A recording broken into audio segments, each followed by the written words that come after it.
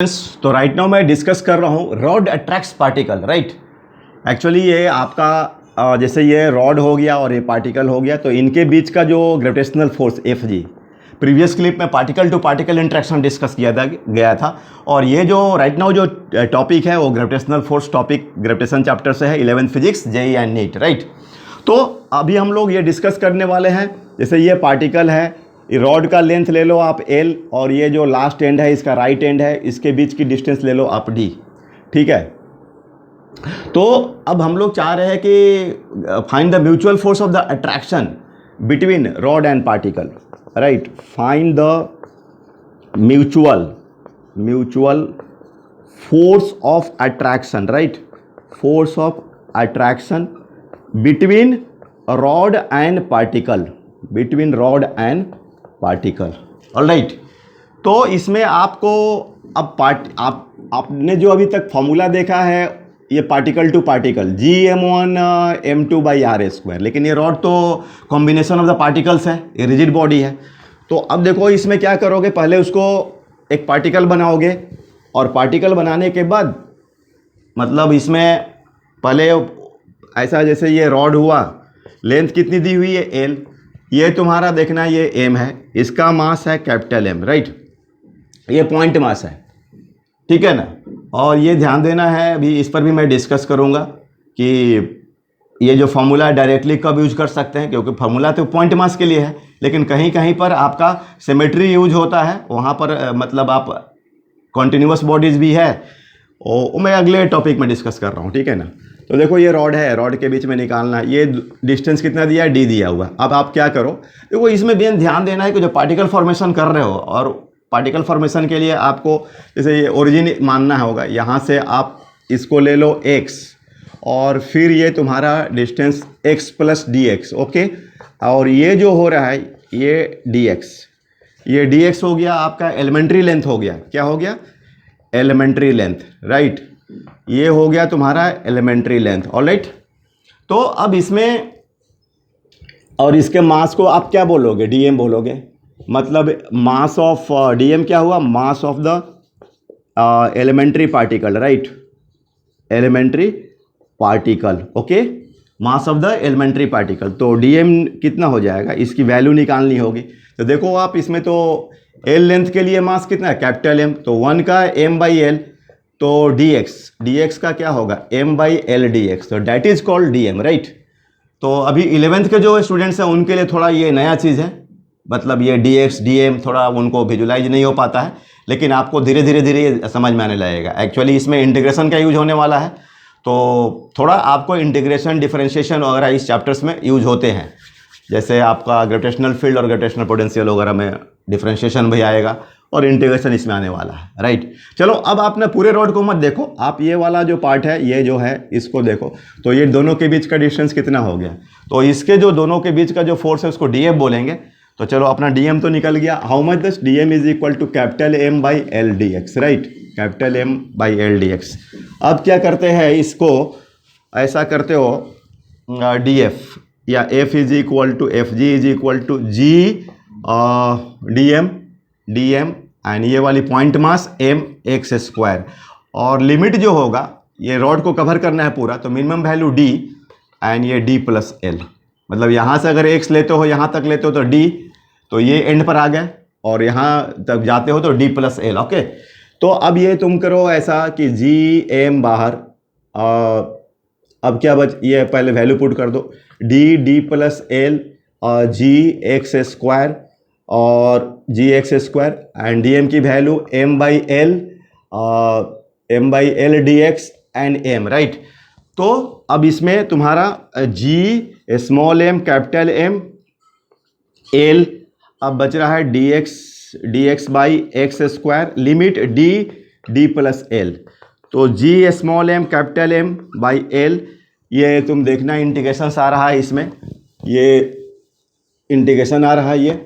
अब ये सब रिजल्ट्स वगैरह तुम लोग को ध्यान देना है, x to the power -2 dx, 1 by X square को लिख सकते हो, तो ये -2 plus 1 actually x and dx जो होगा आप देख लो, ये x and dx standard formula है, n+1 n+1, ठीक है, हाँ, n is not equal to -1, फिर ये डिफाइंड नहीं होगा, राइट।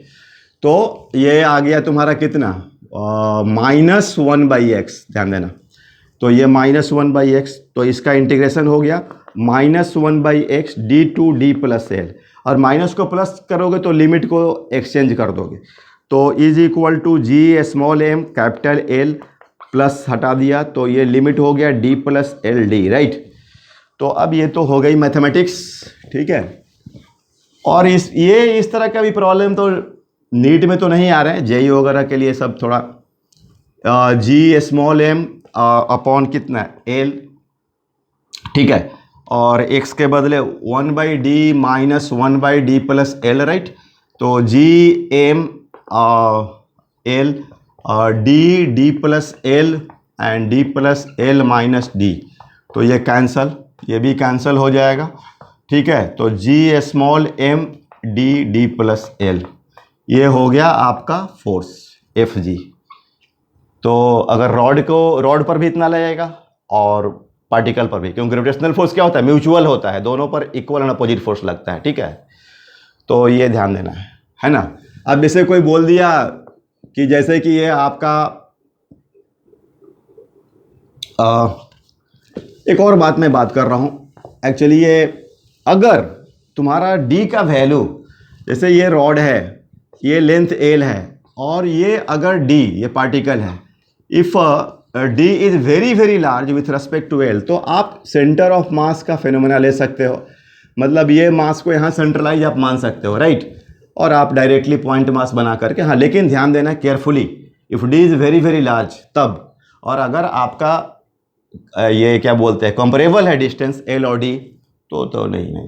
हाँ, लेकिन स्फेरिकल बॉडीज में अगर स्फेरिकल मास डिस्ट्रीब्यूशन है, स्फीयर वगैरह है, तो आप इसको किसी भी केस में, चाहे आपका कंपेरेबल डिस्टेंस हो, छोटी डिस्टेंस हो, बड़ी डिस्टेंस हो, आप सेंटर पर ले सकते हो, राइट। तो जैसे मान लो कि ऐसा, अगर तुमको ये स्फीयर है, इसकी रेडियस r दिया है, मास m दिया है, ये आपका r दिया है और मास m है, तो ये 1 है, ये 2 है, तो ये एफ जी आपको लगेगा। तो F G is equal to G, mass दोनों का सेम है, एम स्क्वायर, और ये डिस्टेंस आर, ये आर, तो 2r का होल स्क्वायर, तो G M square by 4r square, ये हो जाएगा। समटाइम्स ये आपका ये डेंसिटी के टर्म में रो दिया रहता है, ठीक है ना, उसमें ये वेरिएशंस रेडियस पर, तो अपना इसमें m is equal to 4/3 pi r cube, ये रो हो जाएगा। तो F G is equal to G 4r square 4/3 pi r cube rho का होल स्क्वायर। तो देखना, ये अगर प्रोपोर्शनल देखना चाहते हो तो ये r का पावर कितना हो गया 6, और ये r का पावर 2, तो ये r का पावर 4। तो ऐसे कभी कभी नीट वगैरह में छोटे छोटे क्वेश्चंस पूछते हैं, तो ये आपका कॉन्सेप्ट है, ठीक है। तो इस तरीके से आपको देखना है। कुछ आपका जैसे ये तो हो गया आपको रॉड का, ठीक है। अब जैसे कि मान लीजिए कि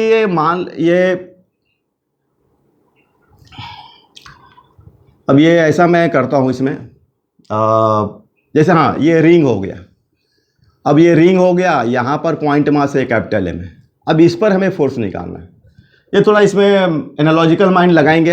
अब ये जो एक छोटा पार्टिकल है ये वाला, तो ये तो इसको इधर खींचेगा, ये वाला इधर खींचेगा, तो ये तो कैंसिल हो जाएगा ना, ये इधर खींचेगा, ये वाला पार्टिकल इधर खींचेगा, तो इस पर जो है एफ नेट क्या होगा, 0 हो जाएगा, ठीक है।